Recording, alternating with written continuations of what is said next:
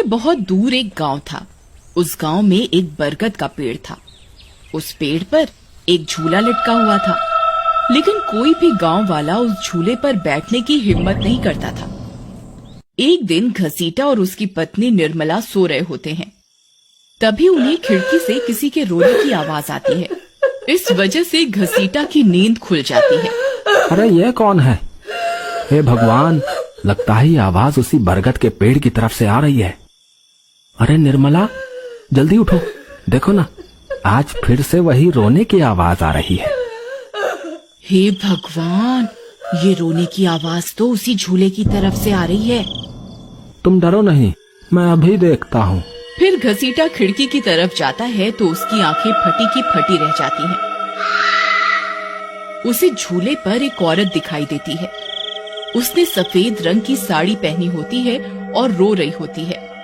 अरे निर्मला, जल्दी यहाँ आओ, देखो झूले पर कोई बैठा हुआ है। फिर निर्मला भी जल्दी से खिड़की की ओर जाती है और उस औरत को देखने लगती है। अजी, ये वही चुड़ैल तो नहीं जिसने इस झूले पर अपना कब्जा कर रखा है? तुम्हारा दिमाग खराब तो नहीं हो गया? वो सिर्फ एक औरत है। अजी, भला रात के 2 बजे कौन पेड़ के नीचे झूला झूलता है? अब तुम रुको, मैं अभी बाहर जाकर देखता हूँ। अरे रुको रुको, तुम्हारा दिमाग खराब तो नहीं हो गया जो खुद मौत के मुंह में मरने के लिए जाना चाहते हो? मैं आपको कहीं नहीं जाने दूंगी। तभी वह चुड़ैल अचानक से गायब हो जाती है। ये सब देखकर वे दोनों डर जाते हैं। अरे मर गए रे, ये तो गायब हो गई। मैंने आपसे कहा था ना जी, ये कोई आम औरत नहीं है। तुम सही कहती हो निर्मला, इस झूले में जरूर कोई गड़बड़ है, तभी कोई गांव वाला इसके आसपास जाने में भी डरता है। अजी, आज तक तो हमने इस झूले के बारे में सिर्फ अफवाहें ही सुनी थी। आज तो अपनी आंखों से देख लिया। मैं अब इस घर में और नहीं रहने वाली। फिर अगले दिन निर्मला का भाई अपनी पत्नी के साथ शहर से उसके घर आता है। अरे निर्मला बहन, तुम कहाँ हो? अरे भाई, तुम आज तुम्हें अपनी बहन की याद कैसे आ गई? बस ऐसे ही, बहुत दिन हो गए थे तो मैंने सोचा अपनी प्यारी बहन से मिल लूं आज। फिर वे लोग पूरा दिन हंसी मजाक करके बिता देते हैं।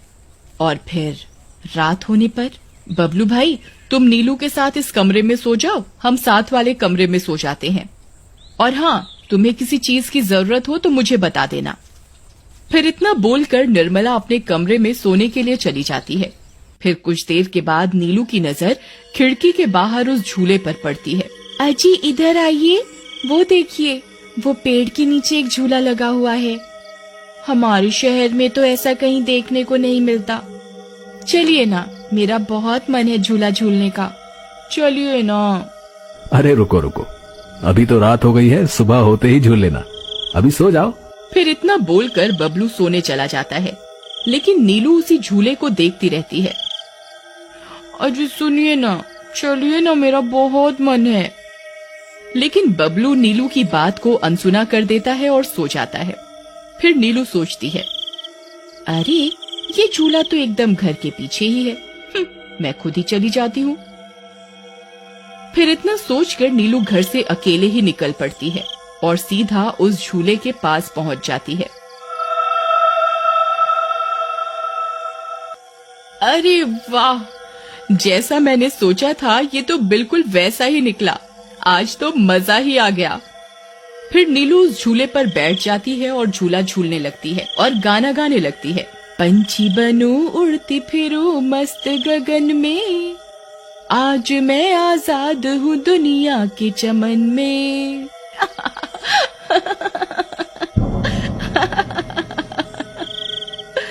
अरे वाह। फिर नीलू कुछ देर रात खुशी खुशी झूला झूलती रहती है। अरे वाह, आज तो मजा ही आ गया। चलो अब घर चलती हूँ, अगर इनकी नींद खुल गई तो ये बहुत नाराज हो जाएंगे। फिर जैसे ही नीलू उस झूले से उतरने लगती है तो उसे महसूस होता है कि किसी ने उसे पकड़ कर रखा है और वो झूले से नीचे नहीं उतर पा रही। वो बहुत डर जाती है। अरे अरे ये क्या, कौन है जिसने मुझे पकड़ कर रखा है? वो इधर उधर देखती है लेकिन उसे कोई दिखाई नहीं देता। अरे मर गई रे, मैं इस झूले से क्यों नहीं उतर पा रही? बचाओ बचाओ, कोई है? अजी सुनते हो, मेरी मदद करो। तभी नीलू की आवाज सुनकर बबलू की नींद खुल जाती है। निर्मला और घसीटा भी उठ जाते हैं और भागते हुए बबलू के पास आते हैं। अरे बबलू, ये तो नीलू की आवाज थी ना, वो कहाँ है? तभी घसीटा की नजर उस झूले पर पड़ती है। उसे नीलू उस पेड़ के नीचे पड़ी हुई दिखाई देती है। हे भगवान, ये क्या अनर्थ हो गया? नीलू उस झूले के पास कैसे चली गई? फिर वे तीनों भागते हुए उस झूले के पास जाते हैं। उन्हें नीलू वहाँ बेहोश पड़ी हुई मिलती है। हे भगवान, ये तुम्हें क्या हो गया नीलू? नीलू, तुम्हें यहाँ नहीं आना चाहिए था। हे भगवान, अब क्या होगा? फिर वे सब लोग वापस अपने घर आ जाते हैं और सुबह होने पर नीलू को होश आता है। नीलू, तुम ठीक तो हो ना? आज के बाद कभी उस झूले के पास नहीं जाना। उस झूले पर किसी चुड़ैल का साया है। ठीक है दीदी, मैं आज के बाद उस झूले के पास कभी नहीं जाऊंगी। फिर रात होने पर सब सो रहे होते हैं। तभी नीलू की नींद खुल जाती है। उसकी आंखें लाल हो जाती हैं और उसके पैर उल्टे हो जाते हैं और वो घर से निकलकर झूले की तरफ चल देती है और झूला झूलने लगती है।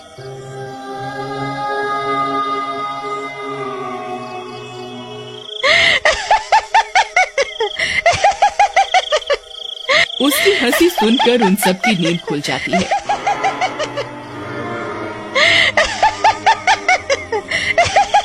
निर्मला और घसीटा भागते हुए बबलू के कमरे में आते हैं और नीलू को वहां ना पाकर परेशान हो जाते हैं। हे भगवान, अब ये नीलू कहाँ चली गई?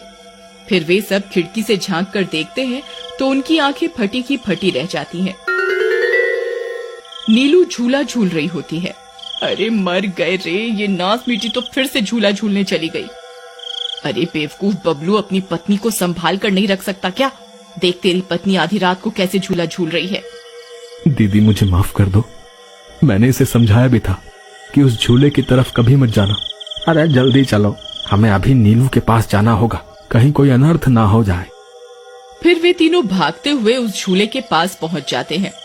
ए नास मीठी नीलू, चल जल्दी से इस झूले से नीचे उतर। तुझे कल भी समझाया था ना इस झूले की तरफ नहीं जाना। एक बार में समझ नहीं आता क्या?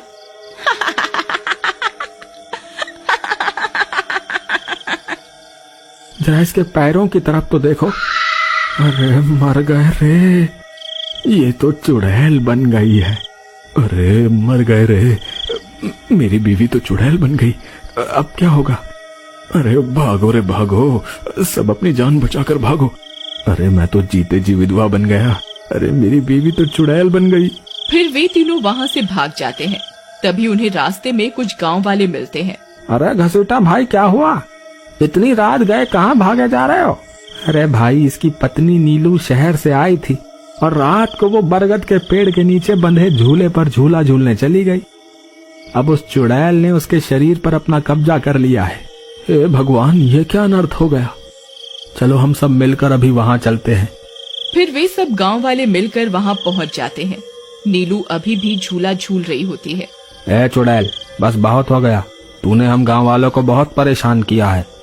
तेरी वजह से कोई भी रात को इस रास्ते से गुजरने की हिम्मत नहीं करता था, लेकिन बस आज तेरा खेल खत्म करके ही रहेंगे। चलो भाइयों, आज इस चुड़ैल को जिंदा नहीं छोड़ना बता रहे हैं। भाइयों, हमें इस झूले को इस पेड़ से काट कर अलग करना होगा। फिर कुछ गांव वाले खंजर से झूले की रस्सी तोड़ देते हैं। झूला टूटते ही नीलू नीचे गिर जाती है और चुड़ैल गुस्से में नीलू के शरीर से बाहर निकल जाती है। हे गांव वालों, ये तुमने सही नहीं किया, अब तुम सब मरोगे। भाई जल्दी से इस झूले में आग लगा दो, हो सकता है इस झूले के जलने से ये चुड़ैल भी मर जाए। तभी एक गांव वाला उस झूले को आग के हवाले कर देता है। उस झूले में आग लगते ही वह चुड़ैल भी तड़पने लगती है और कुछ ही देर में वो भी जलने लगती है। मैं किसी को जिंदा नहीं छोड़ूंगी। अरे अरे मर गई रे गांव वालों, मैं तुम्हें जिंदा नहीं छोड़ूंगी। मैं वापस आऊंगी। फिर देखते ही देखते चुड़ैल जलकर राख हो जाती है और गांव वालों को उस भूतिया झूले से छुटकारा मिल जाता है।